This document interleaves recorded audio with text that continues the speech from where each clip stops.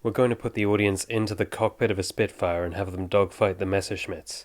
We're going to put them on the beach, feeling the sand getting everywhere, confronting the waves.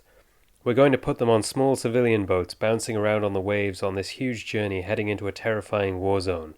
It's virtual reality without the headset.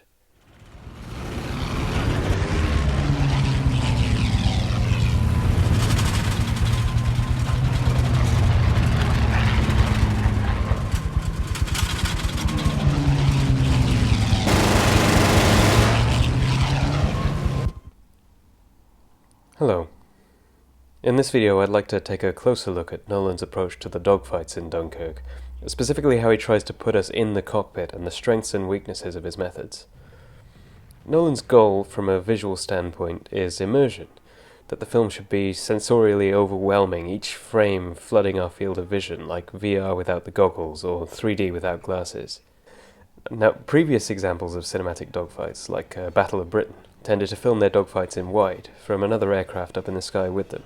And this disconnects us from the movements of individual planes and turns the battle into a sort of kaleidoscope of motion.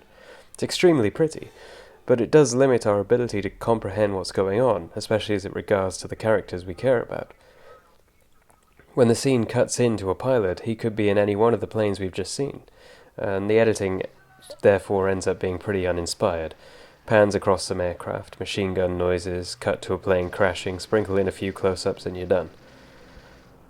Nolan, on the other hand, in order to connect the inside of the cockpit to the outside, has chosen to fix his cameras to the aircraft, both for close-ups and dogfighting shots, and this imposes certain limitations on him. He doesn't have the freedom to make each shot unique the way he does in the land portions. Instead, he's mostly stuck with 5 basic setups. Close-ups in the cockpit, point-of-view shots, shots mounted to the side of the aircraft, wide shots, filmed from another plane, and inserts. There is one example of this setup which I really like, sort of a deep focus side-on shot. Sadly it never shows up again.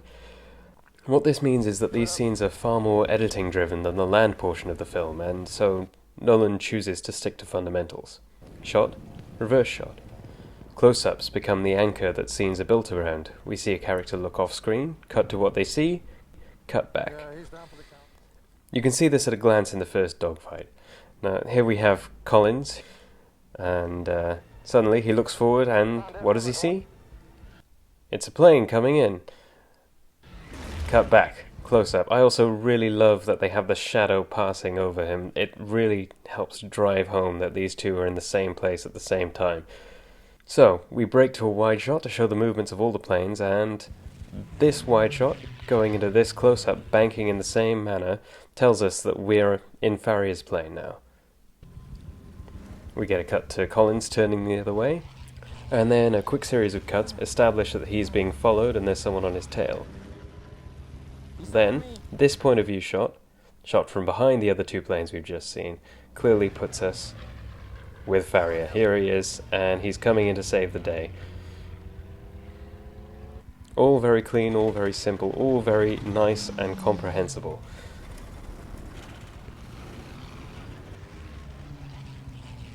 Now, I actually want to skip ahead at this point and talk about the second dogfight.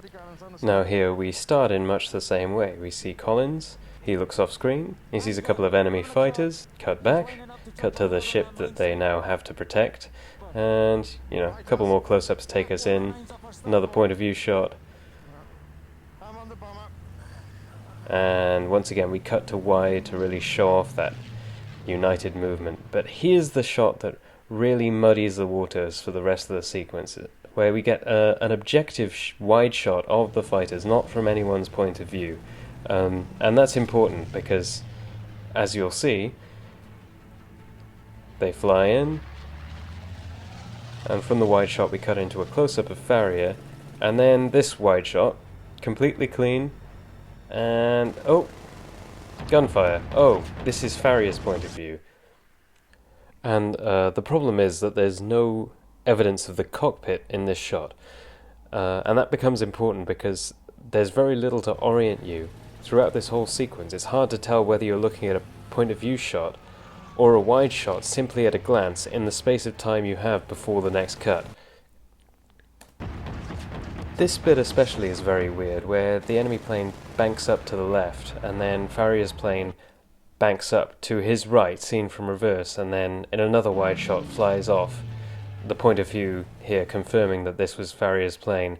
It's very strange to have that movement of the separation of the planes communicated without all of the elements being seen in the frame at the same time. Ideally, you'd want a wide shot from behind with the enemy plane banking off to the left and Farrier's plane banking off to the right. But as it is in screen direction, both of these planes travel in the same direction.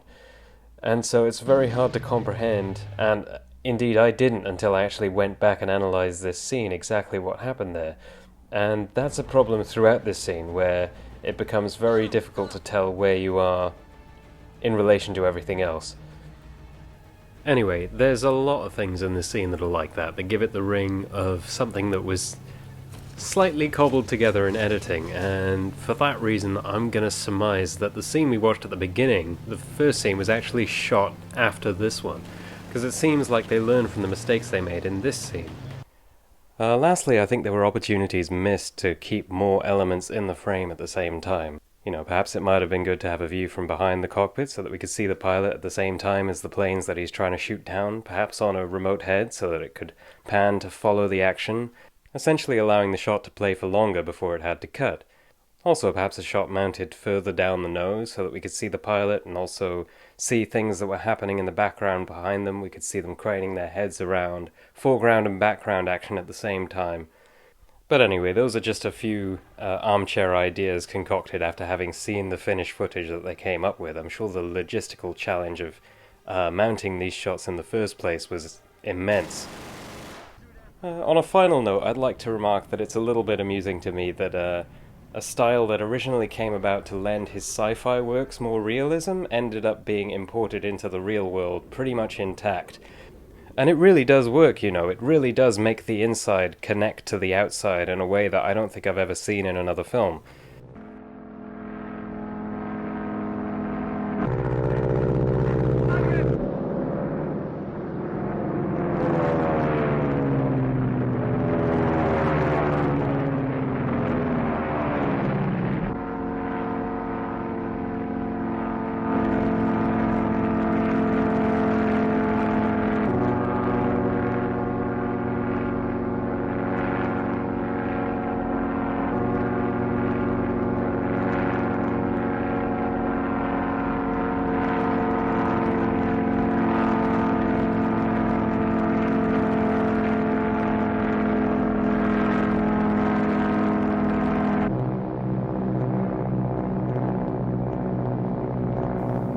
Thanks for watching.